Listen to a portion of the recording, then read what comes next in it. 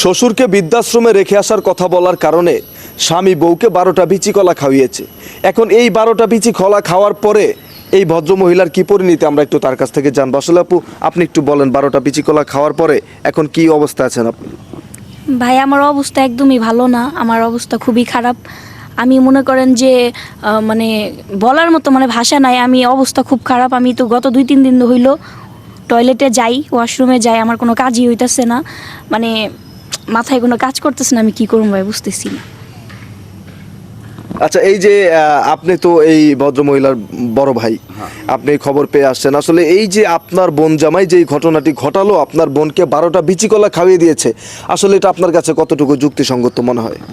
ভাই, এখন মানুষের ভিতরে শয়তানি ধরেন চাপিয়ে গেলি তো কিছু করার নেই। আবার আমার বোনটা যে কাজ করছে এটাও অন্যায়, কারণ আমি আমার সংসারে ঝামেলালি তাই। এখন ও বিয়ে দেওয়া হয়েছে, বড় হয়েছে, এখন এগুলি যদি ও করি বেড়ায়, এখন শ্বশুরিক বৃদ্ধাশ্রমের কথা কইলে তো যার তার মাথা গরম হয়ে যাবে, কারণ ওর তো বাপ। আর যদি মনে করেন যে আমার বাপে আমার বউ যদি বৃদ্ধাশ্রমে পাঠাইতে হয়তো আমি এ কাজ না করতাম, হয়তো আমি মারতাম। আচ্ছা, তোর কি কোনো জ্ঞান নাই? তুই একটা মেয়ে, ধর তুই আমার বোন, আমার বাপ আছে না?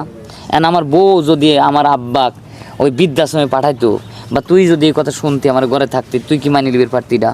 ওকে মানি লিবি?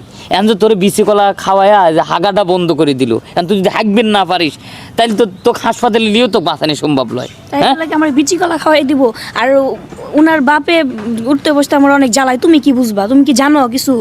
আচ্ছা, আমরা একটু মুরব্বী হলি এরকম একটা কিছু আই, তারা একটু কথা বেশি কবি, এর জন্য তুই কি তাকে বৃদ্ধাশ্রমে পাঠাবি? এখন ওর বেন্টে যা খেলিছে তাই করিস, এখন তোকে মারবির পারে নাই, এখন বেন্টে এডি খেলিছে। আচ্ছা, আমরা একটু ভাই আপনার কাছে জানার চেষ্টা করেছি, আপনি এই যে একটা বুদ্ধি করে এই যে ঘটনাটি ঘটালেন, ও আপনার বউকে শাসন হিসেবে যে আপনি 12টা বিচি কলা খাইয়ে দিলেন, আসলে এটা আপনি কোন দিক থেকে এই বুদ্ধিটা বের করলেন এবং কেন করলেন এটা? ভাই, এখন সে যে আমার বাপের বৃদ্ধাশ্রমে দিতে বলে, হ্যাঁ, এখন আমি যদি ওরা মারিও, ওর ভাইয়া এসে বলবো, ওর আব্বা এসে বলবো কি যে আমার মায়েরে মারে, আমার বোনেরে মারে, এগুলা ঝামেলা। এই জন্য আমি ব্রেন কার্ডে আমি বাজার থেকে ভুট্টা কলা নিয়েছি 12টা। ওরা বিচি কলা যেটাকে ওটাই আমরা ভুট্টা কলা কই। আমি তো ওর কপাল বলা যায়, ওর লাগে আমি মনে করেন যে ওই 24টা আনি নাই, নাহলে 24টা খাওয়াইলে অচিত হয়ে থাকতো। এখন কি অবস্থা আছে আপনার? এখন অবস্থা টয়লেটে যাবো, এথায় ঠেলা বুঝুক।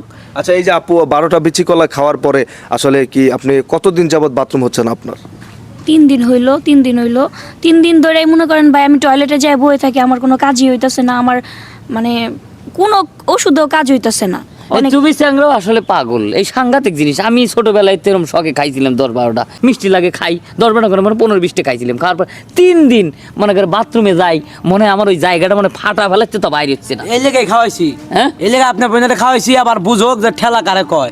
যখন মনে করেন যে রাত দিন 24 ঘন্টা বই কুদ পারবো না, তখনই বুঝবো যে 12টা কলার ঠেলা কোন দেয়। হ্যাঁ, এটা কাম করে কি করা যাবে? কোন শয়তানের প্রলোভনে পড়ে গেছে, এখন হাসপাতালে নিয়ে যায়। এখন যাই হোক দর্শক, এই যে আপনারা দেখতেই পেলেন যে বাবার সাথে বাবাকে বৃদ্ধাশ্রমে রেখে আসার কথা বলার কারণে কিন্তু এই যে ভাইটি একটি ব্রেন খাটিয়ে তার বউকে শাস্তি স্বরূপ 12টা বিচি কলা খাওয়িয়ে দিয়েছে, যাতে তার বাথরুম বন্ধ হয়ে যায়। এবং এই আপুটি কিন্তু নিজের মুখেই বলল যে গত 3-4 দিন যাবৎ তিনি বাথরুমে যে ঘন্টার পর ঘন্টা বসে থাকে, কিন্তু তার কোনোভাবেই কোনো কাজ হচ্ছে না।